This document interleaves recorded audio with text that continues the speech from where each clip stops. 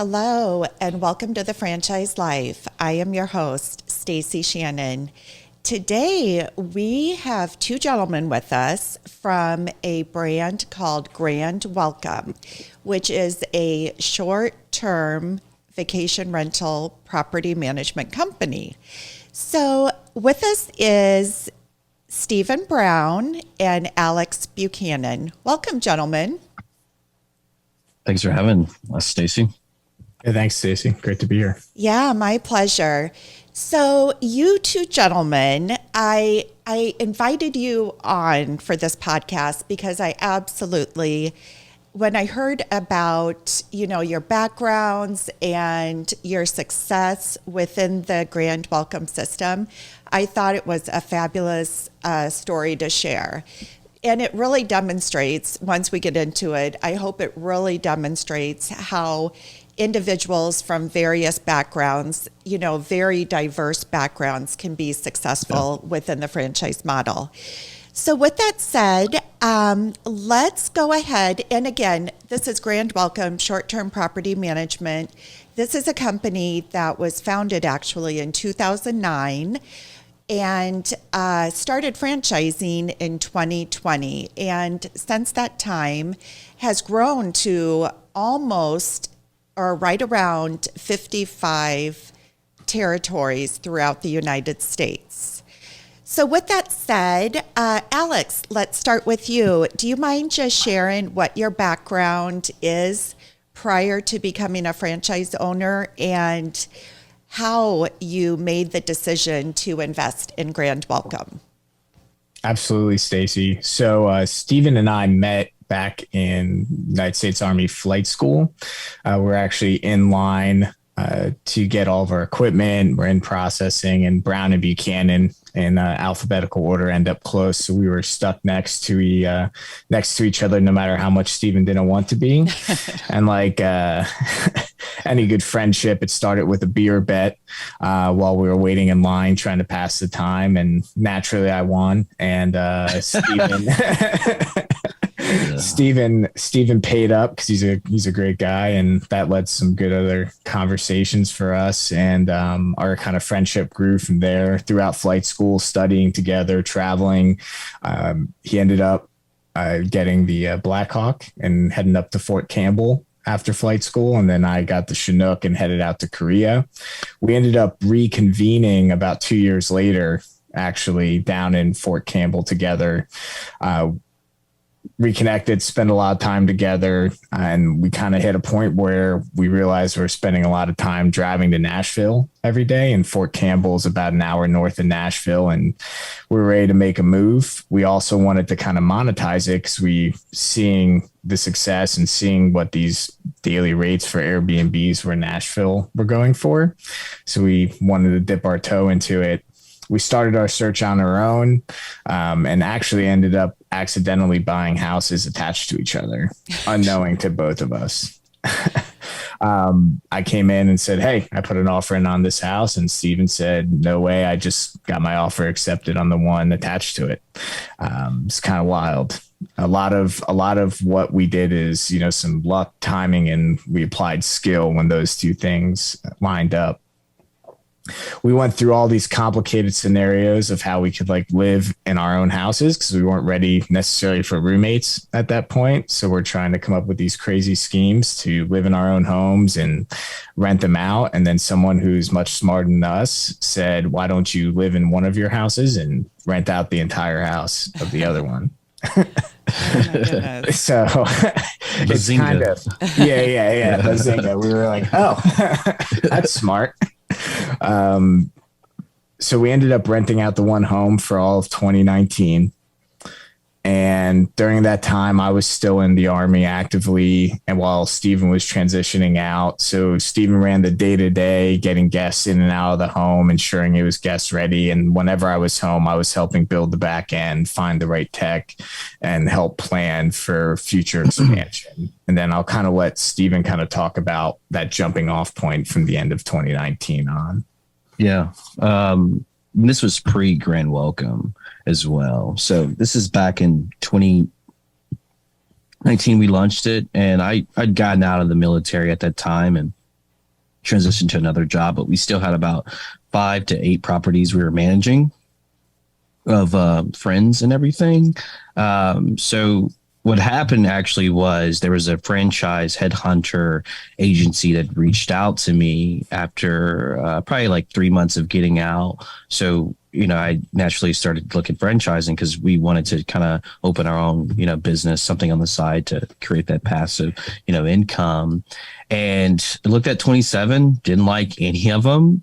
And I think because of the SEO marketing at the time, because I was on Airbnb on a daily basis with our guest and looking up franchises, it connected us with Grand Welcome. So I'd reached out in early August of 2020, met Kevin. We got into negotiations in about 6 months of negotiations. And, we looked at it and, the numbers for us didn't make sense at the time. So we took a step back and we looked at potentially doing it ourselves. And we put everything on a spreadsheet and we realized the numbers actually did make sense. The tech stack was great. The offerings of marketing and sales help was great. And our ability to go from 0 to 100, was just a matter of us signing units, not us signing units and trying to figure out the tech as well, which was a big piece. So we opened Nashville in March of 2021. Kind of proved that process, and it proved that everything, was working appropriately. I saw Brandon's vision and I was all in. Later that year in 2021, Alex and I were actually in Florida at his bachelor party, and I was like, I think we should expand out to another territory. So we partnered with some people and purchased Austin, Texas, launched that one in January of 2022. And then 6 months later, we launched the Smokies, and now we're here. So it's been a great journey with the team, and we've gotten through a lot of challenging events together, us and the franchisor. So, what an incredible story! So you guys were meant to be. That day you met the line in the Army, you had no idea what the future was going to hold. So very serendipitous. Love the story. And I love, you made a couple comments. So, one of them that you just touched on was at first you thought that you could just go out and do it on your own. You had been doing it with 5 or 8 properties, but once you ran the numbers and thought about the scalability and the attributes of the business model, then it didn't make sense. So that's, at that point, then that's what led you to believe that the franchise model was a good investment. Yeah, it could be. And it was also because you don't know what you don't know, right? So it's like, if I can take the 11 years that Grand Welcome was, open and up and running and learn as much as I can in a condensed timeline, I'll pay for that. So there were a lot of lessons learned that Brandon, initially started back in, I think it was 2009, that was brought to, given to us. And it gave us a lot of time back that we didn't have to go through those, same problems that he went through, previously. And it was also the partnership aspect of it. We're working through issues together, and we're continuously pushing, the brand, to the right direction. So Stephen and Alex, you guys then, given the timing of the franchise model launching in 2020, you guys must have been one of the first franchisees to sign on. I think technically we were the third. The third? We were the third franchisee to sign on. And Alex, you can probably give your perspective on it, because I was knee deep into it and you were looking at it from an outside lens. Yeah, it was very interesting when we first got rolling. I think my initial impression was that the tech stack, all the support that Steven got to run the operation was incredible. And we're able to jump Nashville when he said, hey, we signed our first unit. And then a month or two later, he said, hey, we're at 20 units now. And it's just how fast it kind of blew up. And then when I dove in with him in the summer of 2021, helping out as I was transitioning out with some of the operational things, we talk about growing challenges together, having a fresh set of eyes on some of these challenges that Steven, just because he's going from task to task, day to day, ensuring that the business scales and grows, we're able to get my fresh set of eyes on it. And then Brandon always was able to lean in with us, help solve some of those issues. And we all leaned in together. So I immediately saw the partnership that Steven had been talking about for that past 6 months working with him. That's fantastic. And, I talk to a lot of individuals that are a little bit weary, I would say, of looking at emerging brands because there's not dozens of people out there that can validate the business model. So kudos to you guys for being visionaries and spearheaders in really understanding and taking that leap of faith. So let's transition a little bit. You started with Nashville. Within a year, you acquired Austin. 6 months later, you have your third territory. Alex, what does a day in the life look like for you as a franchise owner? Absolutely. So for us, we decided when we, about a year into Nashville, when we went to scale, Steven and I stumbled upon a book called Traction by Gino Wickman. And it was written to take pretty much all basic business principles and just distill them down to a very simple and scalable model. And we discovered our houses accidentally at the same time. We discovered Traction on the same day from two different people and texted each other about it. So, I'm not sure about you guys. Some Some people aren't. So. There's a higher power. There's something else in the mix here. I mean, we truly say we have some luck, some good timing. And then when we see those two line up, we try to apply whatever skill we have available to us to take advantage of the opportunity. Yeah.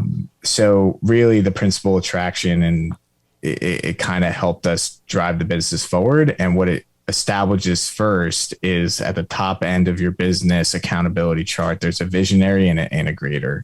And Steven sits in our visionary seat and I sit in the integrator seat. And I'll let Steven kind of talk about his focus, staying the life as a visionary in the company.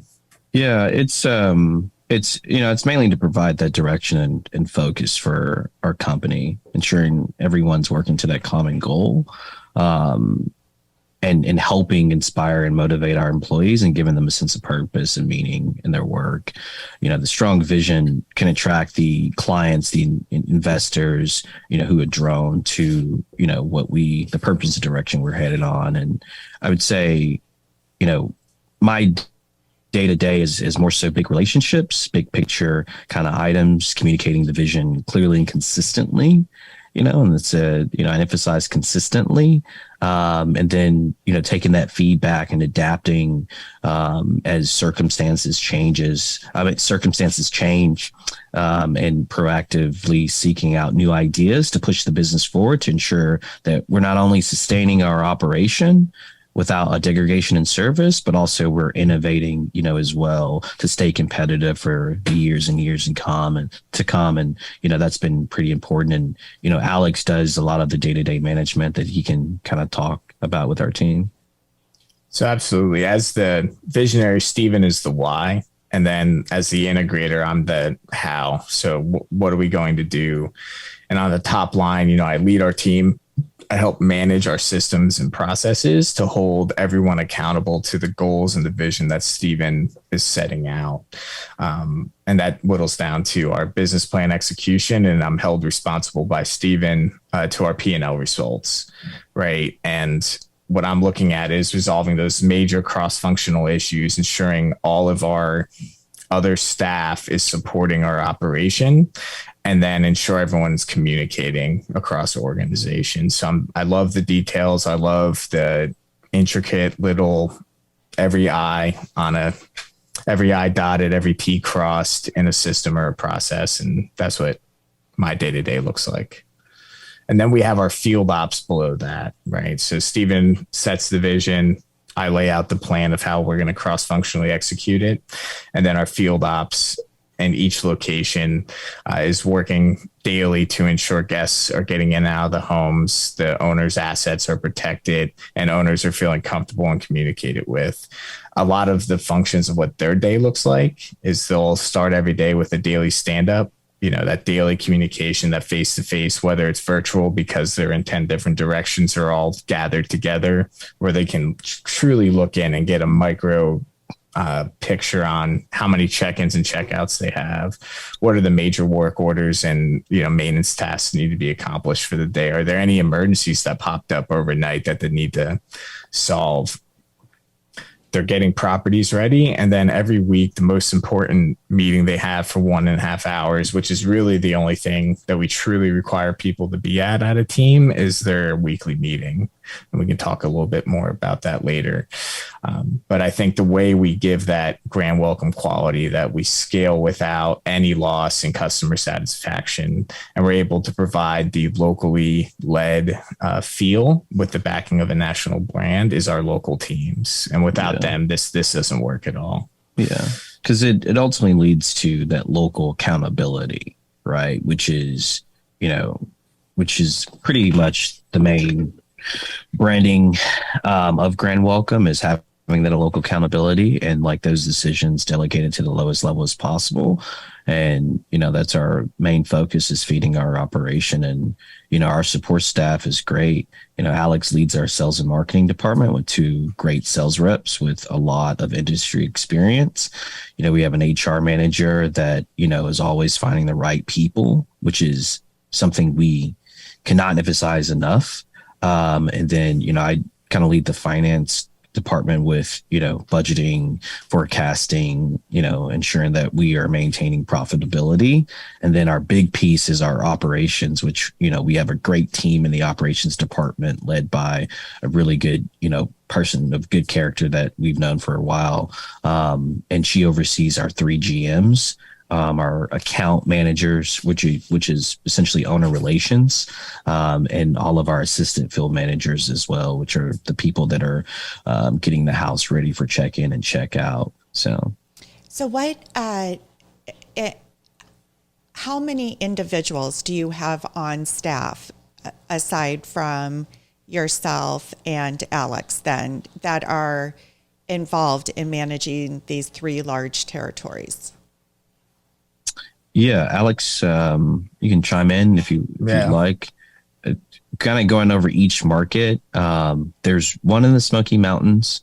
We're looking to bring on an additional team member, so it'll be 2. We're roughly around like 20 properties there with, more in onboarding. In Nashville, there's 3. Our general managers and our 2 AFMs and 1 account manager, so 4. And then we have 3 in Austin, Texas, with the 4th coming on here shortly to help grow. Each market has its different challenges, either logistics or, turnover from a, booked all the time.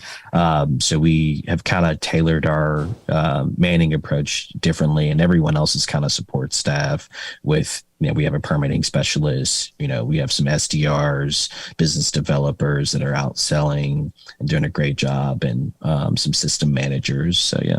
So in total, I think it's about 17. Okay. And all this growth within the past 2.5 years.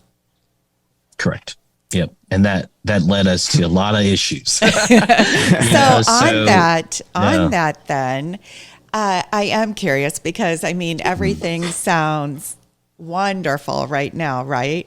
But business ownership is not easy. You have to have grit. It comes with its rewards, but it also comes with challenges. So let's talk through some of those challenges. Alex, do you want to just share, like, as new business owners in this business, what some of those issues you've faced are? Absolutely. It's kind of funny. I come downstairs from my office on a daily basis and go to my wife, who's much better and smarter than I am, and say, running a business is hard. And she goes, of course it is. So one of the major things is finding the right people and then keeping the right people. One thing we noticed when we jumped and scaled is we were figuring out what we wanted. What does the picture of the business look like? in 10 years, the vision aspect and what does it look like right now? And that was constantly evolving. And then to really understand, do you have the right people, is knowing truly what you want from a given seat, from a given position. And I think that just takes time, and a lot of challenge and learning has occurred over the last 9 months to truly know what we expected from people. And then in that is communication. So very clear communication from Steven through me to the team of what is the intent of what we're doing and exactly how we're going to do it. I think those two kind of were a consequence of scaling quickly and trying to catch up and figure it out as we went. Yeah, it was scaling quickly, right? Because we essentially in November of 2021, we went from 1 employee to 6 months later, 15 employees. Wow. So that was something that I did not take in consideration, the amount of training and processes and systems you had to put in place. And Alex has this saying where you either have to be smart or strong. And for those 6 months of 2022, we decided to be strong and very, very strong. And we look for people that, one of the challenges is finding the people and instilling in them, the different types of the ways of thinking, which is, convergent thinking and a divergent thinking, and convergent thinking, being essential to make decisions, to arrive to solutions when time is like limited, and like a specific outcome. So the end state is required in divergent thinking, generating new ideas, exploring different options and different ways to be creative and innovative as much as possible. Which, we truly believe that we are there. And the other challenge is probably me when it comes to shiny objects, because like there's a lot of good ideas, and it's always, is the time now for this idea. So it's the balance of, what we need to do now and what we can wait. And that's like what we can wait for. And that's why Alex and I's relationship is pretty important, just because he kind of keeps it at bay. It's like, hey, we can do this, but this is at a cost, so it's like weighing the vision versus the execution, which I'll kind of get in a little bit, but yeah. Yeah, it's interesting. In the book Traction, it talks about the visionary is supposed to come up with 20 new ideas a day, and then the integrator is supposed to shoot down 19 of them. Wow. Yeah. 20 new ideas a day. Like so you guys you balance each other out just fabulously. And that's why this partnership works. And Stephen, I will say I have a shiny object problem as well. So, yeah. And unfortunately it comes in the way of investments in franchise brands that I fall in love with, because I have access to hundreds of brands. So, okay, so we've talked about the challenges. And, I think anybody listening to this, no matter what the business is, these challenges are very applicable to any business owner. Right. So let's talk about how you turned those challenges into triumphs. So what do you feel are the keys to your success? Alex? So I'd say firstly is in the 6 key components to Traction, which discusses the entrepreneurial operating system, or EOS, and that's how we run our business. And those 6 components are vision, people, data, issues, process, and traction. And really, we kind of split those between the visionary and integrator. And as you can expect, the visionary is kind of responsible for the vision and people. And I think Steven can touch on that pretty well. Yeah, I kind of alluded to this a little bit earlier, but it's balancing the vision, versus the execution. Like the vision is important, but it's equally important to ensure like our company is executing our goals and objectives, or completing our rocks. And, I work closely with Alex and the team to make sure we're aligned in achieving those goals and setting those clear expectations. And, harping on our process of signing, delivering, optimizing revenue and people. And what I mean by that is we sign units. Yeah, so we get our leads and we convert them and win them over. We deliver the units to the market. We onboard our property owners and our properties, seamlessly. We optimize the units, so to drive revenue, invest back in people to continue to grow forward.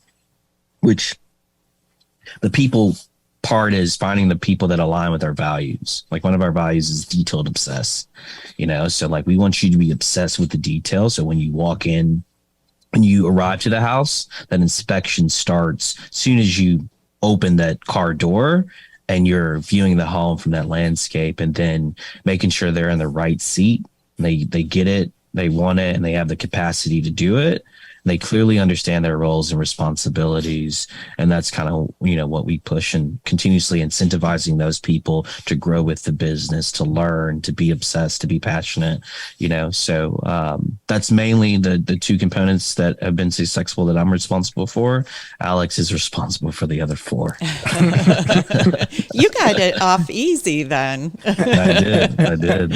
Oh, yeah. So starting with data, and actually we brought in a project and systems manager who's been absolutely excellent, is helping us build out our owner relations team. But the first thing she identified to us is we need a pulse on our business. And it kind of helped us recalibrate what Traction said in the data section. So data being huge. How do we get a weekly pulse on our business as Stephen and I continue to grow the business and get away from the day-to-day details? And that's with activity-based numbers that are basically an early indicator of our P&L results. Because if we're making changes monthly or quarterly based on what our P&L says, we're already behind. Mm-hmm. So it's really distilling those P&L numbers down to weekly activity-based numbers that everyone in the company has at least one number they're responsible for, and they're responsible for inputting that number on a weekly basis, so we can truly see the trends of the business and catch it early and make interventions so that our P&L can reach its goals. The next is issues. So what the issues section in Traction, that component talks about a form of IDS. So you identify the issue, you discuss it, and then you solve it. And solving could be next steps. We could say this isn't solvable, and you can solve it at larger planning meetings, or you come up with a solution. And what this does is distills the chaos from pointing fingers at different people to what is the actual issue. And everyone is aligned. One of our other values is together as one, with the betterment of the business in mind, to just solve the issue itself. Next is process. So we want to deliver the same quality every time. And this kind of came and really aligned with us with our aviation background. Everything in the Army, there's a process, there's a checklist, there's a reference to how to do that job. It may not be a do list, right? You have your own flow. Everyone has their own way of assessing a situation, but there is a piece of paper that ensures you don't miss anything. And no matter how fast paced you think it's going, no matter how fast you think the day is going, you have 10 seconds to do a double check and to check that checklist. If F-35 pilots flying like Mach 3 at 10,000 feet can reference their checklist, I think we all can too. So that I think it's huge. And then the last, putting all this together, is really what, from the title of the book, Traction. So that is our rocks, that 90-day world of what are these 90-day projects, the most important things to push the company forward that align with our vision, that we're going to take chunks out of every quarter. And the way we keep a pulse on all of these components is our, what they call the level 10 meeting. And that is an hour-and-a-half meeting for each department that occurs at the same time, same place, and same location every week, where we go through all of these components and ensure that the business is moving forward. Wow, incredible. So let me ask you this. Given your backgrounds in the Army, aviation, and so forth, what skill sets, aside from being detail oriented, what skill sets do you believe have lent to your success so far? Yeah, I think it's a good question. I want to say being able to lead and follow, being able to follow first and then lead. Cause, Alex and I wear, multiple different hats, and, we're always, bouncing ideas, or what we say, like sitting in different seats when we talk to each other. And that's very important. But I would honestly say one of the things that has led to our success is like simplifying the process, so it's like, we identify these issues, we document them, and then we simplify, which is a part of the EOS model. And, it was when we stumbled upon EOS was at a time where we were experiencing a lot of issues because we decided to grow into Austin, so it was not that this was a one market issue. This was a two market issue. So our business started to become more complex.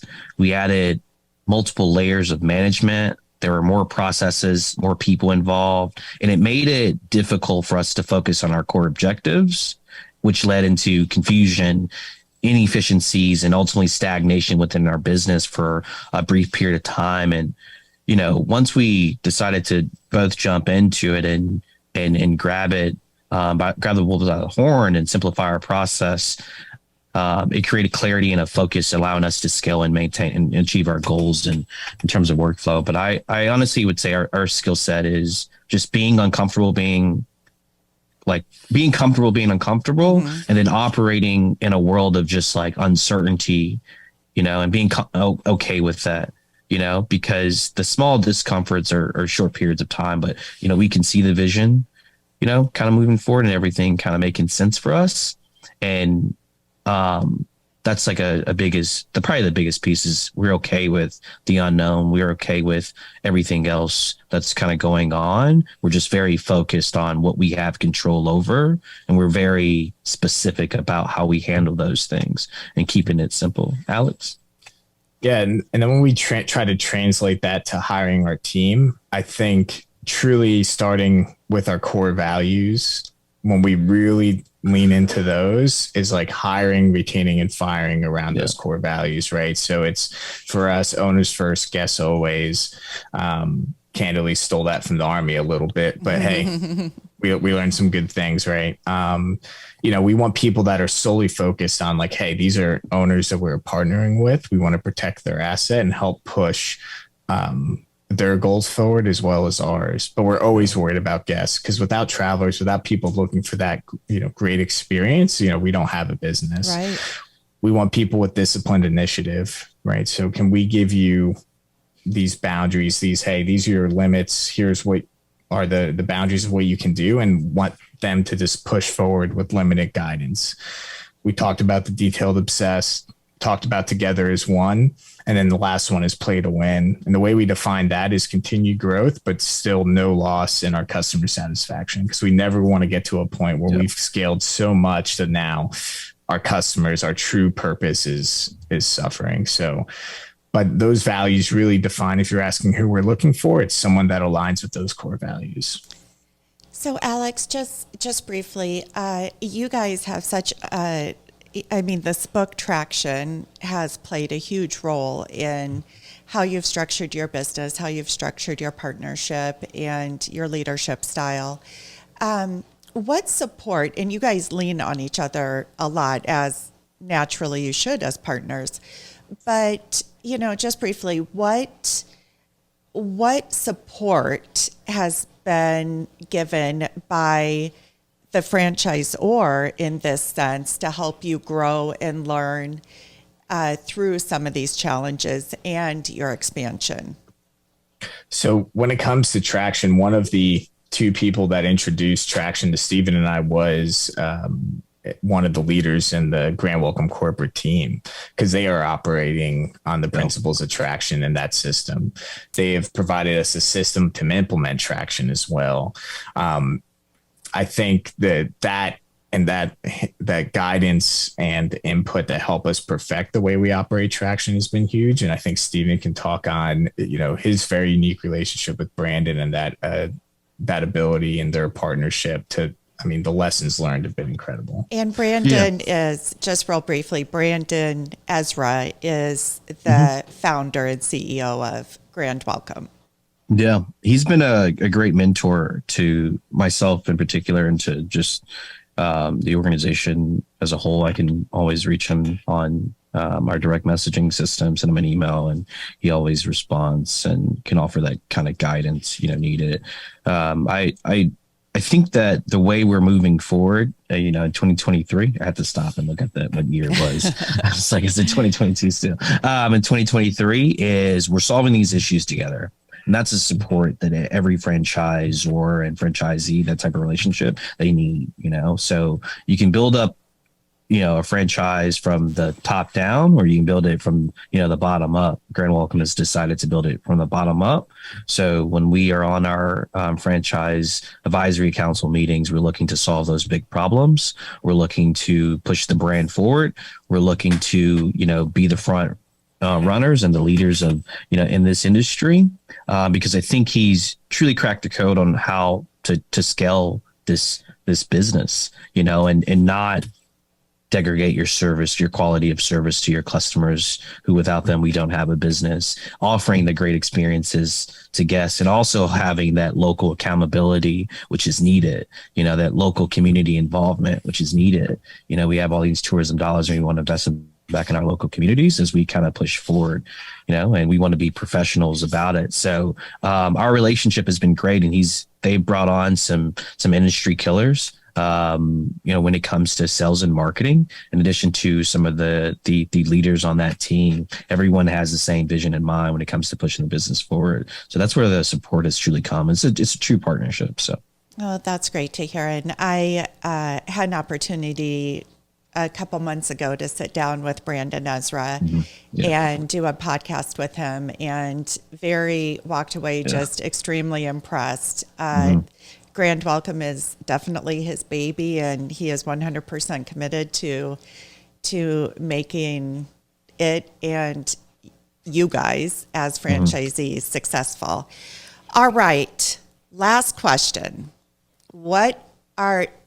So we have the visionary as Stephen. So Stephen, what are the long-term goals for you? For us, I think we're really focused on diving deep into our current markets. We are looking at other markets, but we just want to codify our processes, and, continuously dive deep within our local markets. So there's a lot in my brain right now. There's a lot of shiny objects. I know my team's going to listen to it, so I don't want to say, but I mean, there is some growth opportunities that we want to take advantage of as we continuously prove it that, we can run a market, not, locally be involved with the day to day, keep a pulse on our business, continuously offer good service and push forward. So I think we're going to focus on that for the time being. So. Great. Any last words from you, Alex? No, I really appreciate the time today, and sitting down, and this has been great, and appreciate everyone, and Stephen, our visionary, pushing our business forward. Yeah. So when he brings those 20 new ideas to you, then you have to shoot 19 of those down. So. Oh yeah, I've learned how to say no in a way that I think one thing on our relationship is that we have navigated and learned how to hear each other out and then disagree in a less combative way. And I think every time we have that conversation, it gets less and less combative.